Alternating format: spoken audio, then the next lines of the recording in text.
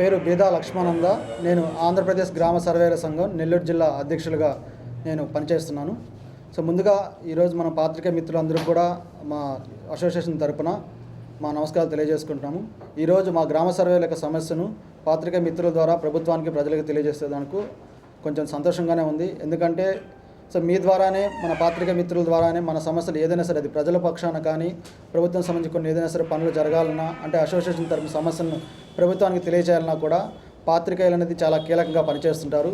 So ఈరోజు మేము ఏదైతే మన నెల్లూరు జిల్లా కలెక్టరేట్లో చెలో కలెక్టరేట్ ప్రోగ్రాం చేసింది, ఆంధ్రప్రదేశ్ రాష్ట్ర గ్రామ సర్వేల సంఘం రాష్ట్ర కార్యవర్గం నిర్దేశించిన మేరకే గత శనివారం నుంచి కూడా మేము పెన్ డౌన్ కార్యక్రమం చేస్తూ శాంతియుత నిరసన తెలుపుతూ ఉన్నాము. అదేవిధంగా రాష్ట్ర కార్యాచరణలో భాగంగా ఈ రోజు నుంచి 25 నుంచి 27 వరకు, అంటే బుధవారం నుంచి శుక్రవారం వరకు కూడా మనకి జిల్లాలో ఉన్న అన్ని మండలాల్లో ఉన్న గ్రామ సర్వేలు అందరూ కూడా మాస్ క్యాజువల్ పెట్టుకొని మేము కొన్ని నిరసన కార్యక్రమం చేస్తున్నాము. అందులో భాగంగా వచ్చేసరికి ఈరోజు మన నెల్లూరు జిల్లా కలెక్టరేట్లో చెలో కలెక్టరేట్ ప్రోగ్రాం చేయడం జరిగింది. సో దీనికి జిల్లాలోని గ్రామ సర్వేలందరూ అన్ని మండలాల నుంచి కూడా పెద్ద సంఖ్యలో హాజరై కార్యక్రమాన్ని విజయవంతం చేశారు. అదేవిధంగా ఈ జిల్లాలోని గ్రామ సర్వేలందరూ కూడా రేపటి రోజున, రేపు మరియు ఎల్లుండి విజయవాడలో ధర్నా చౌక్లో జరిగే రిలే నిరాహార దీక్షలో మా జిల్లా తరపున యూనియన్ సభ్యులందరూ కూడా పాల్గొనడం జరుగుతుంది. మా యొక్క ప్రధాన సమస్యలు వచ్చేసరికి ఈరోజు మేము ఉద్యోగాలు చేస్తున్నా కూడా మేము రోడ్డు మీదకి రావడానికి లేదా మా సమస్యల్ని ప్రభుత్వానికి తెలియజేయడానికి, ఇలా నిరసన కార్యక్రమాలు చేపట్టడానికి ప్రధాన కారణం మనకి కొన్ని ముఖ్యమైన సమస్యలు ఉన్నాయి. అందులో మొదటిది రేషనలైజేషన్. సో ఏదైతే విజన్ 2047 కార్యక్రమంలో భాగంగా సచివాలయ ఉద్యోగస్తుని క్రమబద్ధీకరణ లేదా హేతుబద్ధీకరణ చేయడం అనేది ప్రభుత్వం అనేది ప్రధాన లక్ష్యంగా పెట్టుకుంది. అందులో భాగంగానే గ్రామ సచివాలయ వ్యవస్థని సమూలమైన మార్పులు తీసుకొచ్చారు. గతంలో జనాభా ప్రతిపాదకున్న ప్రతి 2500 జనాభాకి సంబంధించి కొన్ని ఫంక్షనరీస్తో సచివాలయ వ్యవస్థను ఏర్పాటు చేయడం జరిగింది. సో ప్రస్తుతం ఈ ప్రభుత్వం వచ్చేసరికి మనకి జనాభా ప్రాతిపాదికనే కొన్ని సచివాలయాల్లో ఫంక్షనరీస్ ఎక్కువ మంది ఉన్నారు, కొన్ని సచివాలయాల్లో ఫంక్షనరీస్ తక్కువ ఉన్నారు. వీళ్ళందరినీ రేషనలైజేషన్ చేయాలనే ఉద్దేశంతో మనకి జనాభా ప్రాతిపాదికన ఇప్పుడు వచ్చేసరికి క్లస్టర్ విధానంలో 2 సచివాలయాలు లేదా 3 సచివాలయాలు కలిపి ఒక సర్వేని నియమించడం అనేది జరుగుతుంది. సో గతంలో వచ్చేసరికి ఒక్కో సచివాలయం సర్వేర్ పనిచేసేటప్పుడు సుమారు 5,000 నుంచి 10,000 మధ్య విస్తీర్ణంతో ఒక సచివాలయంలో పనిచేసేవారు. సరే, అదే ఇప్పుడు రేషనలైజేషన్లో క్లస్టర్లో భాగంగా వచ్చేసరికి సుమారు 10 నుంచి 15,000 ఎకరాలు ఉన్న భూమికి మేము ఈరోజు ఈ క్లస్టర్ విధానంలో పనిచేయాల్సిన స్థితి ఏర్పడింది. సో ఈ క్రమంలో ఏంటంటే ఈ రేషనలైజేషన్ భాగం సుమారు మన నెల్లూరు జిల్లాలోని 430 మంది దాకా గ్రామ సర్వేలు ఇంతమంది ఉండగా, రేషనలైజేషన్ చేసిన తర్వాత క్లస్టర్ విధానం వచ్చి 290 మంది మనకి ఒరిజినల్ సచివాలయంలోకి వస్తున్నారు. మిగిలిన అందరూ కూడా మనకి సర్ప్లస్ అనే పరిధిలోకి వెళ్తున్నారు. సో ఇక్కడ అదేవిధంగా రీసర్వే ప్రక్రియలో మేము వచ్చేసరికి ఎంతో హై రిస్క్తో మేము పనిచేస్తున్నాం. సో అలాంటి రిస్క్ అలవెన్స్ కానీ ఎలాంటి మనకి లేదు. ఇంకోటి వచ్చేసరికి ప్రధానమైన సమస్య మనకి జీవో నెంబర్ 5. సో ఇప్పుడు వచ్చిన ట్రాన్స్ఫర్స్లో వచ్చేసరికి సచివాలయ ఉద్యోగస్తులు సొంత మండలంలో పనిచేయకూడదు, వాళ్ళు వేరొక మండలం దాటి వెళ్ళాలని అంటున్నారు.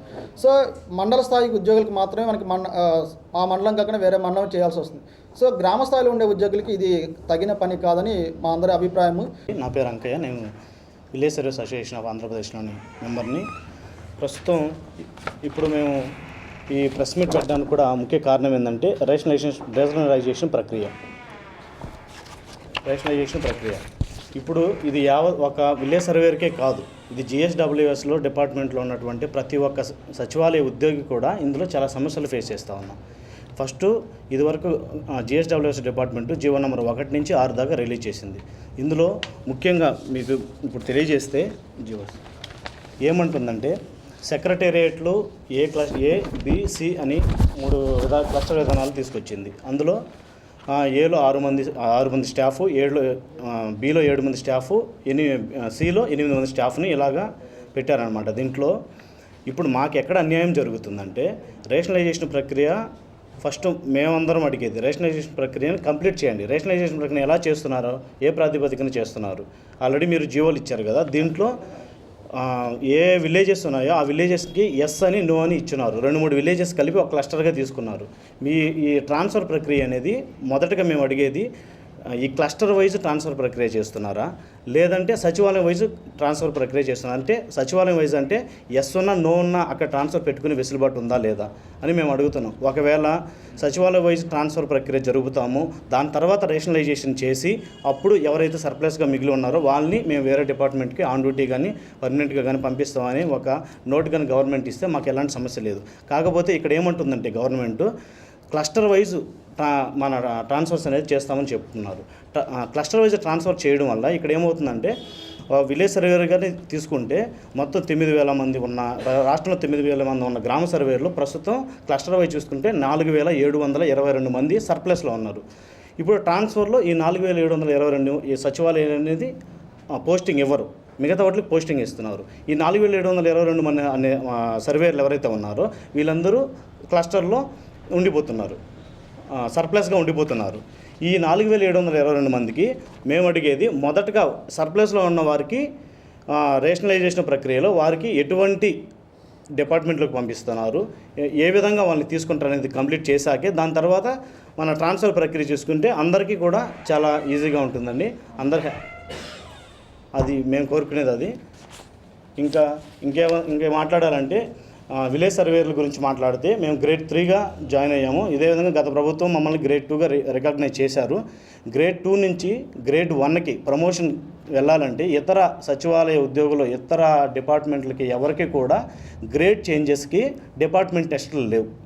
గ్రేడ్ చేంజెస్కి ఉంటే 1, 2 అంతే. కానీ విలేజ్ సర్వేకి మాత్రం గ్రేడ్ 2 నుంచి గ్రేడ్ 1కి రావడానికి 7 రకాల డిపార్ట్మెంట్ టెస్టులు రాయాల్సి ఉంది. ఇది ఏ విధమైన న్యాయం జరుగుతుంది మాకు? మేము ఇదే గవర్నమెంట్ని అడుగుతున్నాం, డిపార్ట్మెంట్ టెస్టులు అనేది కుదించేసి 1 లేదా 2 పెట్టు, లేదంటే ప్రమోషన్గా గ్రేడ్ 1 అనేది డిపార్ట్మెంట్ టెస్టులు లేకుండానే ఇవ్వవలసిందిగా వీఆర్ఓలకి ఏదైతే సెక్రటేరియట్లు వీఆర్ఓలకి ఏ విధంగా అయితే గ్రేడ్ 1గా ఉన్నాయో అదేవిధంగా సచివాలయ సర్వేర్లకు కూడా అదేవిధంగా తీసుకొని ఆ ప్రాతిపదికనే మమ్మల్ని కూడా రిక్రూట్ చేసుకోవాల్సిందిగా దయచేసి తెలియజేస్తున్నామండి. Thank you.